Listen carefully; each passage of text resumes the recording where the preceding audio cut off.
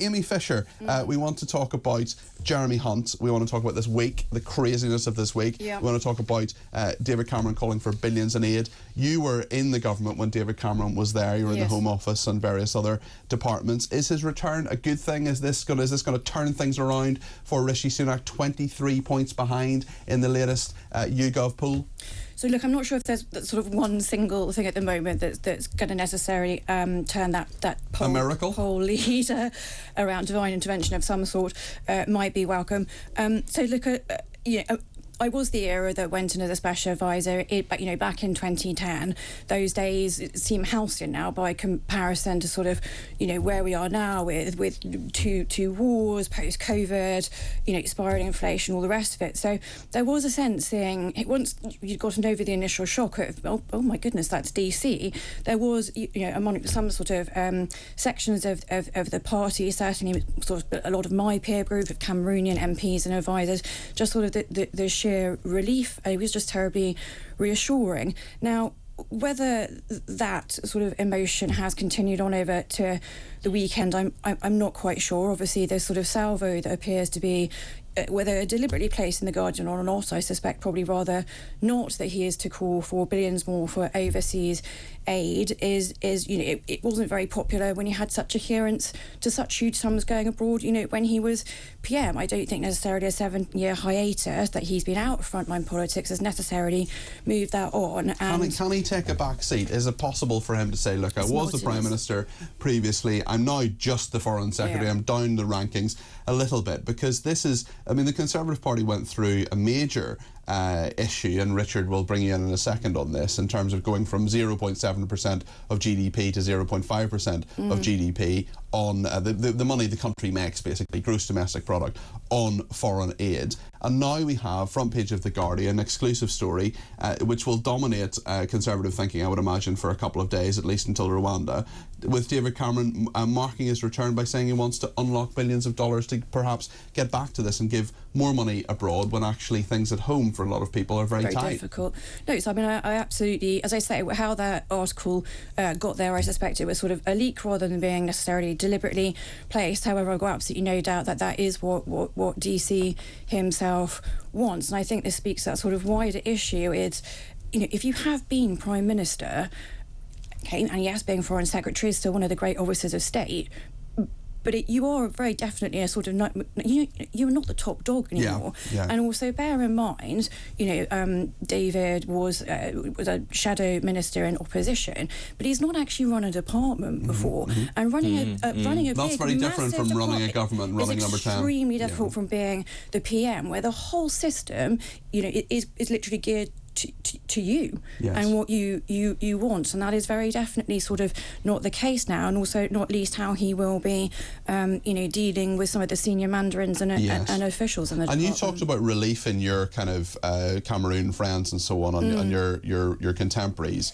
A lot of people are, especially our viewers and listeners, are really, really annoyed that Suella Braverman has gone and that David Cameron has been brought in, and many people saying that this just isn't going to win votes, this isn't going to be a game changer necessarily. Why do you think Rishi Sunak did it?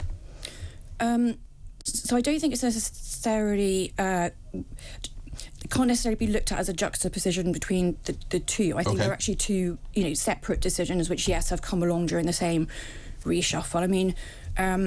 as much as Suella, does have a swathe of support, on the right of party, and certainly within the general public. I mean, she sort of made her own position a bit untenable by being this permanent thorn in sort of Rishi's side, and leaving aside some of the plans that she had for Rwanda and stopping small boats.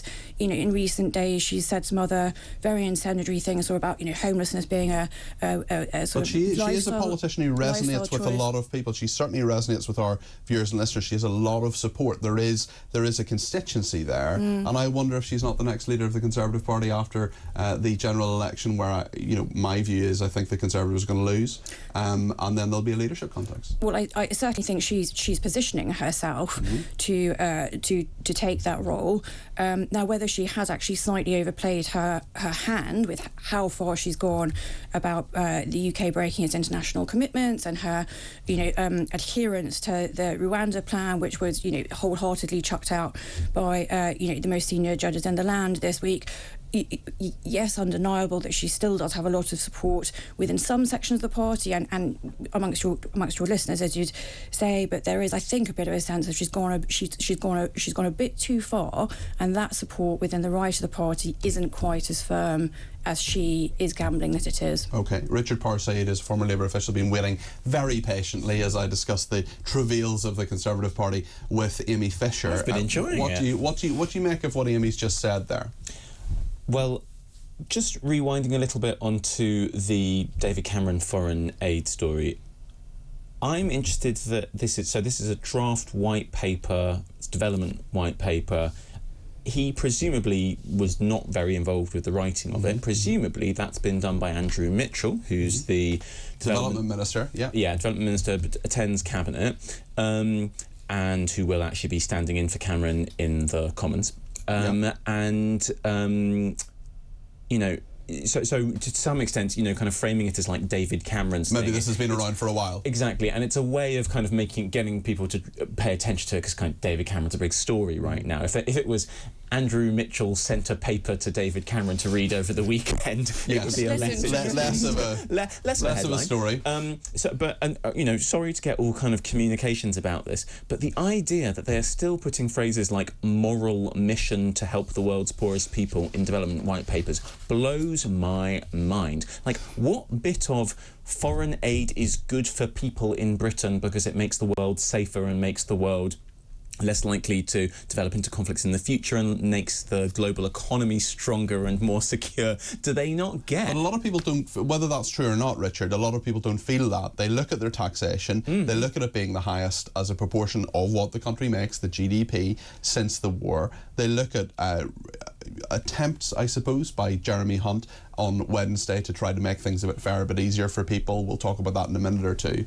But a lot of people just do not want their money going abroad. 100%. Lots of people feel that way. But what I'm saying is that part of the reason they feel that way is because it has long been framed, always, as a, quote, moral mission. But if the argument was always made...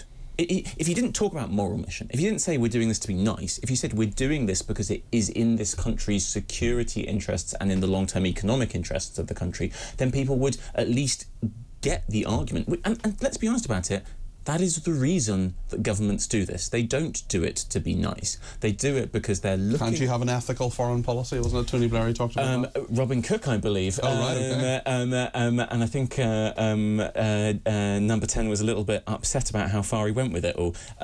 Short answer is, hypothetically you could, but I don't believe that it's actually how most governments run their foreign policy. And I don't think that, kind of David Cameron...